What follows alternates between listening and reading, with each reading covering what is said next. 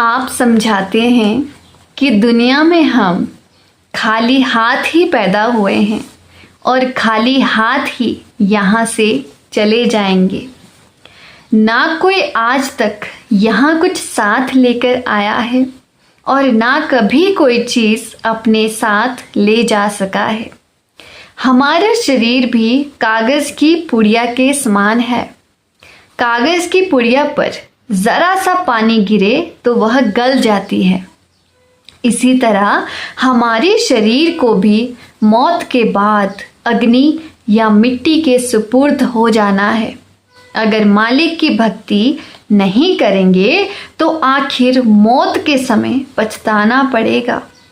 अगर यह दुनिया की धन दौलत किसी के साथ जा सकती तो दुनिया के लोग अब तक इसे साथ ले गए होते और हमारे हिस्से में शायद कुछ भी ना आता।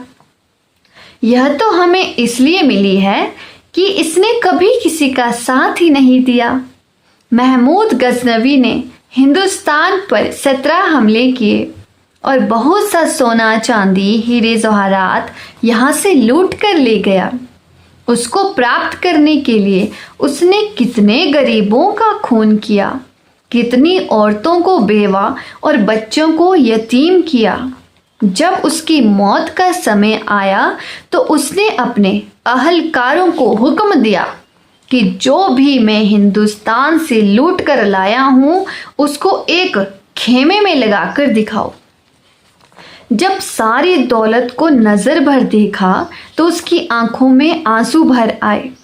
एक ठंडी आह भरकर उसने सोचा कि जिस दौलत को हासिल करने के लिए मैंने इतने जुल्म और अत्याचार किए, आज उसमें से मेरे साथ कोई भी चीज़ नहीं जा रही है।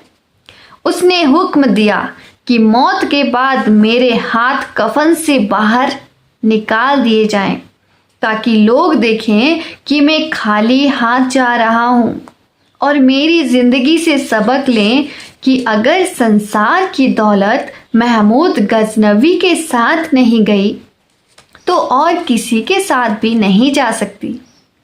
ये जो चीज़ें हैं यही रह जाने वाली हैं। उनके साथ हम कितना प्यार करते हैं, उनको प्राप्त करने के लिए दिन रात भटकते फिरते हैं। गुरु नानक साहिब कहते हैं, पापा बाजो होवे नाही मोया साथ न जाई। जो पाप किए बिना प्राप्त नहीं होती और मरने पर साथ नहीं जाती, उस पर हम जान देते हैं। और जो चीज़ वास्तव में हमारी अपनी है और जिसे हमें अपना बनाना भी चाहिए, उसके बारे में कभी नहीं सोचते। हजरत ईसा भी यही कहते हैं, नाशवान पदार्थों के लिए मेहनत ना करो, बल्कि उस पदार्थ के लिए मेहनत करो जो अनंत जीवन तक रहेगा, जो मनुष्य का पुत्र तुम्हें देगा, क्योंकि पिता परमेश्वर ने उस पर उसके पुत्र के लिए मोहर लगाई है। यानी दुनिया की नाशवान धन दौलत और पदार्थों को प्राप्त करने की कोशिश ना करो, बल्कि उस नाम की दौलत को प्राप्त करो जो कभी नष्ट नहीं होती। जो दौलत यानी नाम मैं तुमको दूंगा, उस पर मेरे पिता ने मोहर लगवाई है। वह कभी नाश नहीं होती, क्योंकि मैं उसे मालिक की तरफ से तुम्हें दूंगा। बड़ी मुश्किल से हमें यह मनुष्य का जामा मिला है, लेकिन यहाँ इस जामे में आकर मन के अधीन होकर हम इंद्रियों के भोगों में फंसे बैठे हैं। जितना भी हमारा दुनिया से ताल्लुक या संबंध है, सब हमारे शरीर के जरिए ही है। जब तक हम शरीर में बैठे हैं, हमें ये यार, दोस्त, रिश्तेदार, भाई बहन और दुनिया की धन दौलत, कौम, मुल्क वगैरह सब अपने ही नजर आते हैं, या कम से कम हम इन्हें अपना बनाने की कोशिश जरूर करते हैं।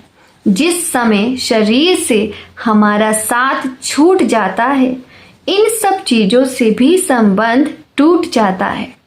हमें चाहिए कि जब तक परमात्मा ने इस शरीर में बैठने का मौका दिया है, इससे काम ले लें।